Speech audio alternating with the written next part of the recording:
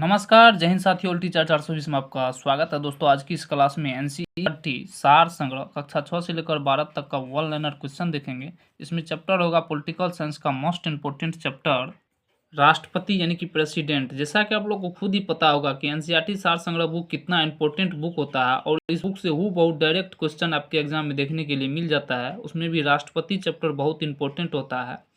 एक क्लास हो चुका है राष्ट्रपति चैप्टर का, आज दूसरे क्लास की शुरुआत करने जा रहे हैं और दूसरे क्लास में राष्ट्रपति चैप्टर को ख़त्म कर देंगे। 5 से 6 मिनट का वीडियो होगा। तो चलिए वीडियो की शुरुआत करते हैं। सर्वोच्च न्यायालय के न्यायाधीश को उसके पद से हटाने का अधिकार किसे प्राप्त है? तो राष्ट्रपति को प्राप्त है। अगला क्वेश्चन है कि भारतीय संविधान का अनुच्छेद 143 राष्ट्रपति को उच्चतम न्यायालय से परामर्श करने की शक्ति प्रदान करता है। अगला है राष्ट्रपति लोकसभा को कब भंग कर सकते हैं? तो केंद्रीय मंत्रिमंडल की अनुशंसा पर।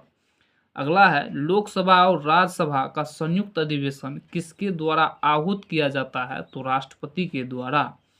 अगला क्वेश्चन है कि भारत के राष्ट्रपति ने किस एकमात्र मामले में जेबी वीटो की शक्ति का प्रयोग किया था? तो भारत डाकघर विधेयक 1986 में।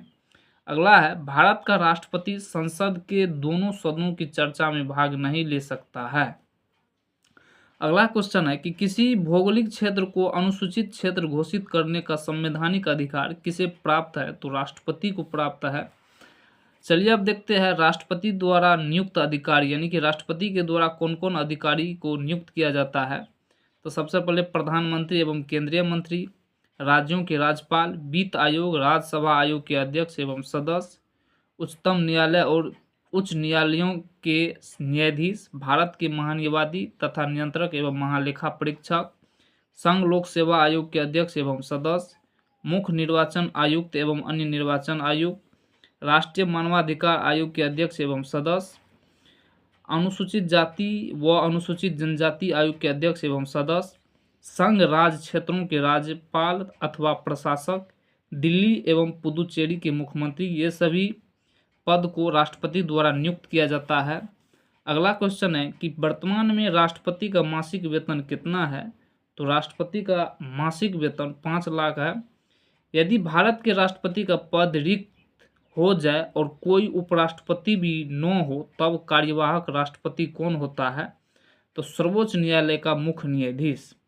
अगला है वह राष्ट्र का प्रतिनिधित्व करता है परंतु राष्ट्र का नेतृत्व नहीं करता है। यह उक्ति किस पर लागू होती है? तो भारत के राष्ट्रपति पर।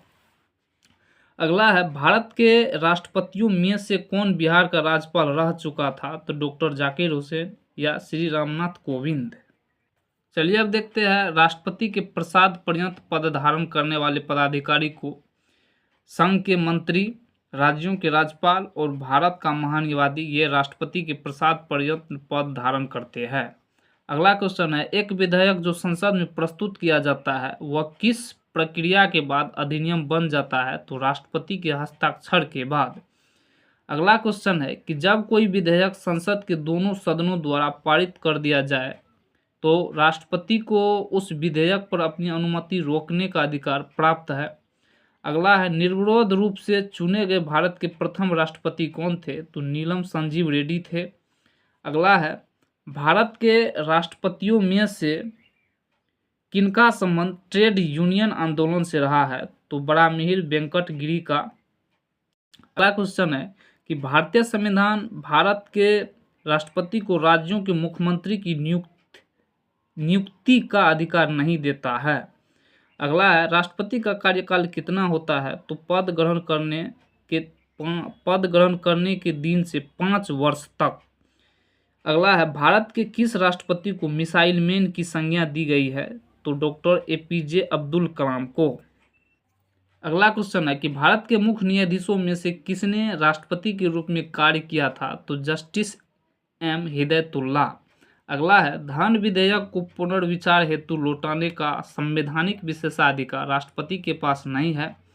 अगला क्वेश्चन है कि श्री रामनाथ कोविंद का भारतीय गणतंत्र के राष्ट्रपति के रूप में कौन सा क्रम है? तो 14वां है। वित्त आयोग की नियुक्ति कौन करता है? तो राष्ट्रपति करता है। अगला है राष्ट्रपति के रूप में डॉक्टर राजेंद्र प्रसाद ने सबसे लंबी अवधि 1950 से 1962 यानी कि 12 वर्ष तक एवं डॉक्टर जाकिर हुसैन ने कार्यकारी राष्ट्रपति छोड़कर सबसे कम अवधि 1 वर्ष 11 दिन तक कार्य किया था।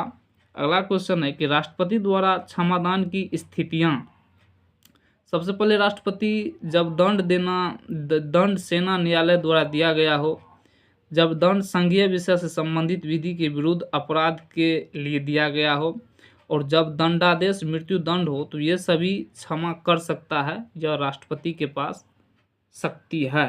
अगला है राष्ट्रपति के विरुद्ध महाभियोग संसद द्वारा चलाई जाने वाली एक अर्ध न्यायिक प्रक्रिया है।